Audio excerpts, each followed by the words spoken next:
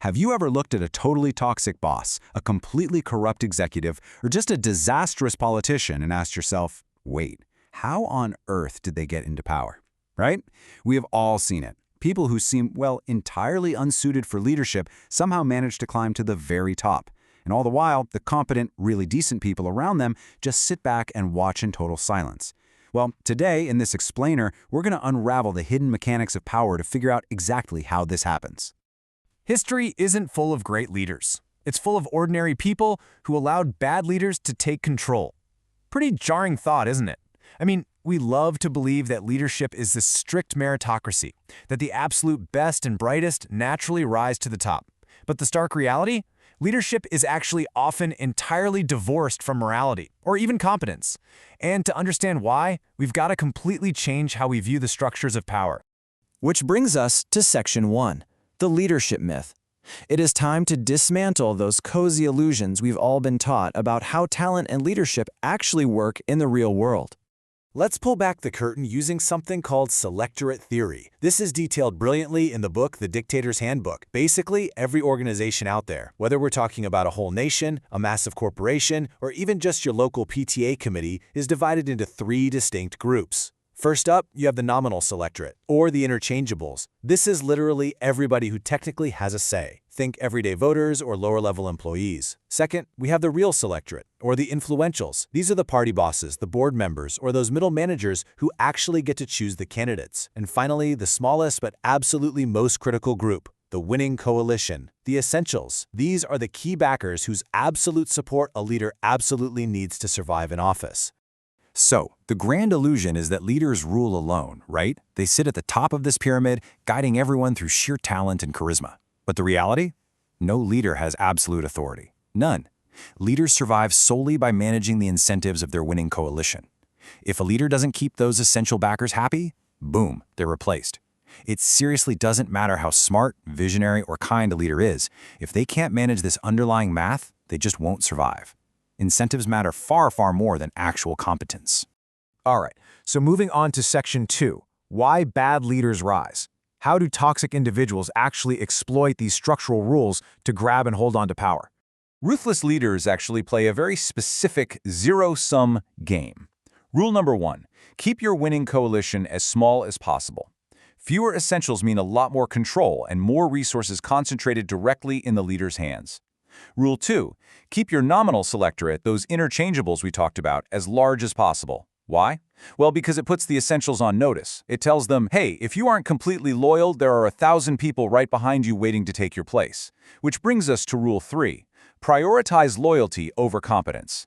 Bad leaders want cronies they can control, definitely not highly capable individuals who might actually challenge them. And this extends perfectly into the psychological tactics of toxic leadership. If you look at Robert Greene's 48 Laws of Power, you'll see bad leaders actively cultivate an air of complete unpredictability.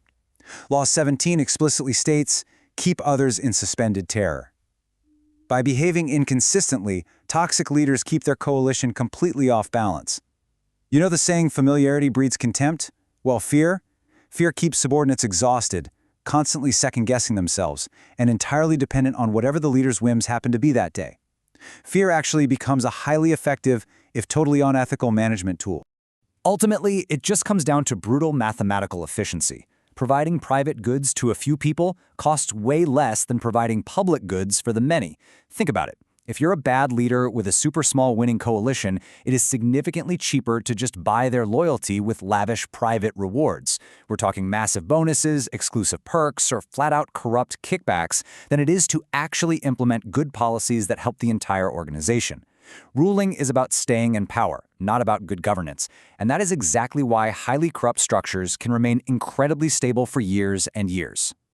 Let's jump into Section 3, why good people stay silent. If the system is so inherently toxic, why do the rest of us, the followers, those interchangeables, just sit back and let it happen? To understand our own silence, we have to take a hard look at our psychology, specifically Daniel Kahneman's Nobel Prize-winning prospect theory. In one really famous experiment, people are handed 50 pounds. Then they're given a choice, but it's framed in 2 very different ways. Option A, keep 20 pounds. Option B, lose 30 pounds. Now, mathematically, these outcomes are completely identical. You end up with 20 pounds either way, but the human brain absolutely does not treat them the same. The way the choice is framed drastically alters our perception of risk. See, when an option is framed to us as a gain, we become risk-averse. We just want to take the sure thing. But when an option is framed as a loss, we panic. We suddenly become risk-seeking, taking crazy, reckless gambles just to avoid the pain of losing. Now, apply this directly to a toxic workplace. Speaking up against a bad boss isn't framed in our minds as a gain for the company. Oh no, it's framed as a massive potential loss. The loss of our job, our social status, maybe our financial security. And because we instinctively hate losses, we just freeze. We become totally paralyzed.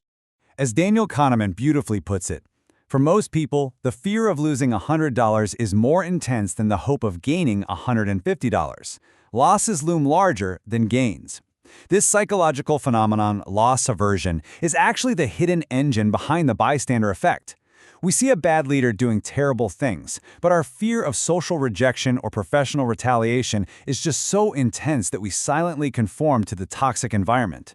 Our silence isn't some lack of morals. It's a hardwired human survival mechanism.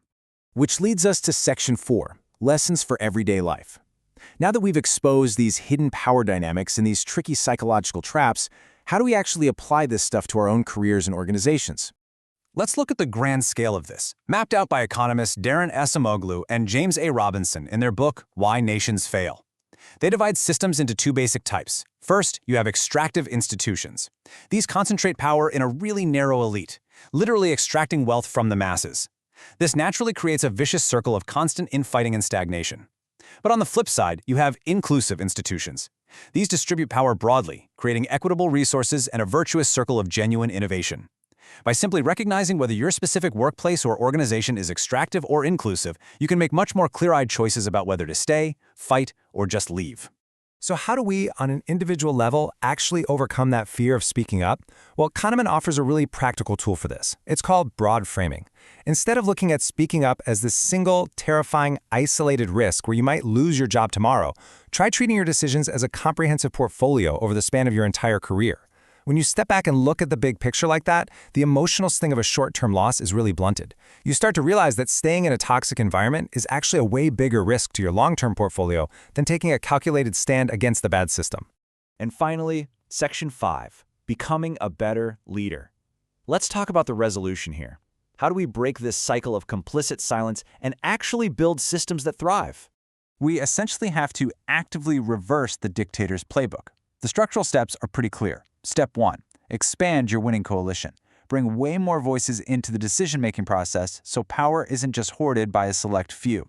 Step 2. Provide public goods instead of private rewards. You gotta reward the entire team for success, not just a handful of loyal cronies. And Step 3.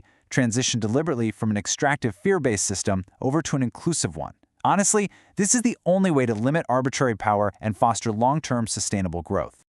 On an interpersonal level, this translates directly into a few key management strategies. First, you absolutely must actively reward honesty, especially when it's uncomfortable to hear.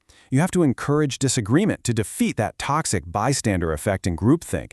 Instead of relying on fear and unpredictability to keep people off balance, you have to build genuine trust. And above all else, think long-term. Growth under an extractive system is always just a short-lived illusion. Sustained prosperity absolutely requires inclusive, trusting environments. But here is where we get to flip Robert Greene's famous first rule right on its head. Law 1 says never outshine the master. Now that is great advice if your only goal is to quietly survive in a deeply toxic, extractive environment. But listen, you don't always have to play by those rules. You have agency. The system only works if the interchangeables agree to be interchanged without a fight. By understanding the underlying math of power, you can absolutely rewrite the rules of the game. The world doesn't only need better leaders. It needs better followers who are willing to question. Look, bad leaders don't just fall from the sky. They are elevated by the silent compliance of good people. But once you understand the mechanics of power, the real incentives of leadership, and those deep psychological traps of fear, you no longer have to be a silent bystander. So, the next time a toxic leader begins to rise around you, you have to ask yourself, are you just another interchangeable piece on their board, or will you be the one who finally changes the rules of the game?